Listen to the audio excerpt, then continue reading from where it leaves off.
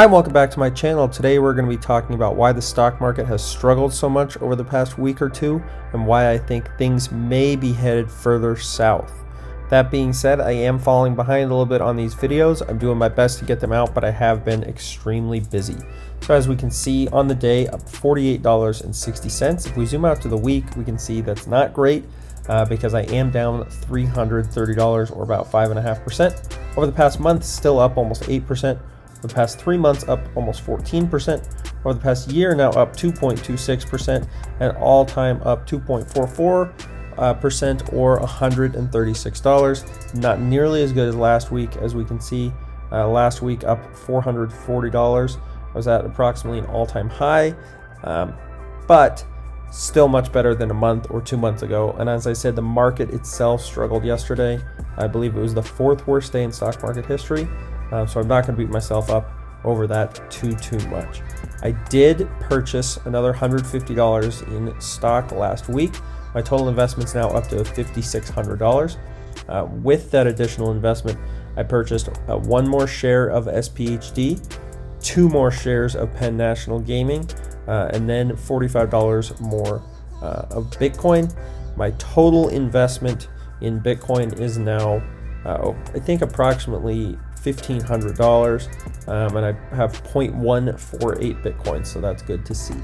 But now we're going to talk about why the stock market struggled so much yesterday and what we're looking for moving forward. But first, let me remind you to subscribe to the channel, like the video, and comment down below what you want to see next. I'm at 110 subscribers and moving strong. Thank you so much. Here we have an article from Forbes titled "Stock Market Rout. Here's what caused the worst sell-off since March." The stock market tanked on Thursday amid fears of a possible second wave of the virus infections as states that have started lifting lockdowns begin to see a record number of new cases. So they got a couple key facts here. Dow Jones fell nearly 7% or 1,900 points. Worst single day drop since March. The S&P 500 was down almost 6%. Stocks plunged because of these virus concerns. Texas and Florida were among some of the first states to reopen, and they're now reporting record numbers of hospitalizations. Total of 21 states reported an increase in new cases last week. This is especially scary because the 2 largest states that were really inflating numbers in terms of infections were New York and New Jersey. Those have now started to fall. We can see states like California, Texas, Florida, Arizona even are now starting to spike up drastically. Thursday's sell-off follows the Federal Reserve's grim update on the economy. A day earlier, the central bank forecasted a long recovery, with unemployment set to remain high for years and interest rates staying near zero until at least 2022. Fed Chair Powell yesterday reminded investors that there's a huge gap between the economic reality and the market reality. Just that reminder, combined with a lot of the second wave headlines, prompted an opportunity to take profits. Stocks can't go up forever. We know this. It's frustrating, but we knew basically coming in, at least I did, that the stock market had a decent chance of falling again, and I think that it may continue to fall. Expectations for a quick economic recovery are dwindling. Investors are now dumping stocks that would benefit from a reopening, including airlines, retailers, and cruise operators, after they led the market rally over the past month. Wall Street traders are instead rotating back into stay-at-home stocks such as Netflix and Zoom, as well as big tech companies like Apple, Amazon, Microsoft, and Google parent Alphabet. I have talked about this quite a bit, but this is one of the reasons that I like Microsoft, is that really in any scenario, Microsoft stands to benefit. They're sort of in my price range. Of course, the other ones are not. Apple's a little bit cheaper, but between $200 and $300. Amazon's over $2,000, trading close to $2,500 last I saw, and Alphabet's over $1,000. So out of those 4, I really do like Microsoft. The stock market's fear gauge, the CBOE Volatility Index, skyrocketed 47% on Thursday, breaking above the 40 threshold for the first time in a month. So here's a quote. Founder of Vital Knowledge, Adam Crisafulli, says the real reason stocks are down doesn't have much to do with fundamentals. The tape have become grossly overbought, with valuations hitting multi-decade unsustainable highs. So again, it's not all bad. It's really that things were inflated and better than they should have been. A lot of reluctant buyers were sucked off in the sidelines these past few weeks, creating a giant downside air pocket that's not being filled. More than 44 million people have filed for unemployment over the last 3 months as the pandemic has forced businesses to shut down. Jobless claims fell for the 10th week in a row, with 1.5 million more Americans filing for unemployment. That number continues to decline. Millions are still unemployed, and the job market's recovery is expected to take years. Treasury Secretary Steve Mnuchin said, "We can't shut down the economy again. There's too much at stake. There's too many people that will potentially lose their jobs. We have to figure out a better way to do that if a second wave is coming." Last thing we have here, both the S&P 500 and Dow are still up more than 40% from the coronavirus lows on March 23rd. Jerome Powell reiterated at his press conference that while there's great uncertainty about the future, the central bank is strongly committed to doing whatever we can for as long as it takes to support the economy. Before this week, stocks that continue to rally on optimism about reopening the economy and a faster than expected recovery from the recession. The S&P 500 on Monday turned positive for 2020. Remember, as of January, stocks were at literally all-time highs, fully recouping its losses from the coronavirus sell-off earlier this year, but the market is now taking a hit amid rising concerns over a second wave of coronavirus cases, with investors rotating out of stocks that would benefit from economic reopening. Big tech shares have made a comeback. That helped boost the NASDAQ to a new record high on Wednesday when it closed above 10,000 for the first time ever. Alright, I know that dragged on a little bit longer than I had hoped, but now we're going to talk about the stocks in my portfolio.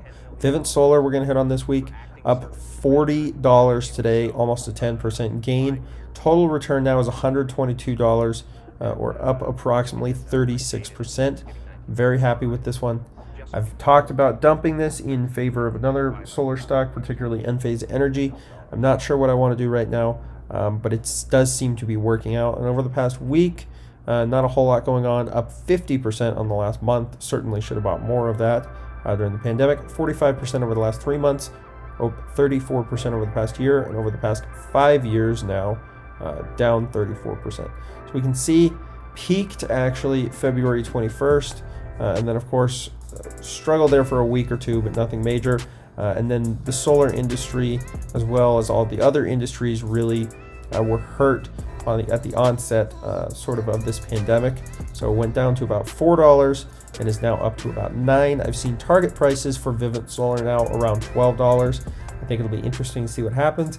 I think I'm actually going to continue buying Vivint Solar. The low price means it's very accessible for me. Only makes up about 8% of my portfolio. Average cost is now $6.74. Let me know what you think about this pick. Next up is Walmart, trading at $117.90 at the moment. Average cost is $121, so I am down $8 on this one all time. Over the past week, you can see down about 1.5% over the past month, down 4.5% over the past 3 months, up 10% over the last year, up 10%, and up 60% over the past 5 years. I've talked about in the past, I really like Walmart because it's very consistent, stable stock. We know that Walmart's not going out of business anytime soon, and particularly when the economy slows, a place like Walmart is poised to excel. That being said, they have struggled a little bit over the past few weeks. Not concerned in the slightest on this one. Total return, as I mentioned, is down about 3%, but that's not a big deal at all, especially when we look. Dividends are paying quarterly here. 54 cents per share. I did pick up that second share of Walmart in June, which means that dividend is now going to be doubling. When we look at earnings, very solid track record. Not concerned about Walmart. I think this is one of my better picks. Next up, we have JNK, which of course is my bond ETF, meaning it's going to be very consistent, very high dividend. This has actually not paid a dividend for me, or rather has paid that one dividend for me on June the 5th. So we can see amount per share is $47.88. The reason that I like this one, as I said, consistency, very high dividend. With the market being pretty uncertain, I think that having a bond ETF or something in the bond related field could be good. Total return actually is very good, up 2.5%, considering it's got approximately a 6% dividend that it's paying out. Down 3% on the week, 4% on the month. Over the past 3 years, up 4.5%. Over the past year, down 5%. Over the past 5 years, down 12%. That very small drop off is not a concern to me at all because, as I mentioned, a 6% dividend yield. And of course, when you're talking about a bond, you're really looking for consistency. So even at the bottom of that coronavirus sell-off, it was down 26%, which is not bad at all. When you look at some stocks, they lost 70, 80, 90% of their value. And the last stock for today is going to be AT&T, trading for $30.44. Total return, I'm now down $26 or 13%. Average cost is $34.82. If we look over the past month, AT&T is making a little bit of a recovery, up 7.5%. Over the past 3 months, down 5%. Over the past year, down 5%. And over the past 5 years now, down 12%. You can see slow growth here, peaking in November and even holding its own into February. They're about $38 and then bottomed out here in April at about $27. 65% hold rating on AT&T. I am considering purchasing more shares again as the 5G cell phones continue to come out and the 5G network improves. I think AT&T is poised to do well. The two biggest players in America, of course, being Verizon and AT&T. I've looked at Verizon. I don't think it's really worth carrying both stocks concurrently, but let me know if you think differently. I think this is one to at least watch and continue analyzing. And of course, last we have Bitcoin. This has become a staple of my videos. It is my largest holding by far. Equity is now approximately $1,400. Average cost is $91.2888, and quantity, as I mentioned before, is 0.14845 Bitcoin, or approximately 14.8% of a Bitcoin. Makes up a quarter of my portfolio.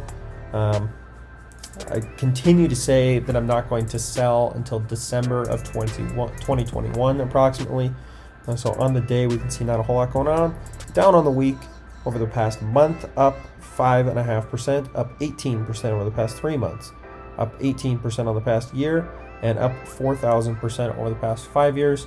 If you'd like me to make a video talking about the more specific details of why I like Bitcoin, I will go ahead and do that.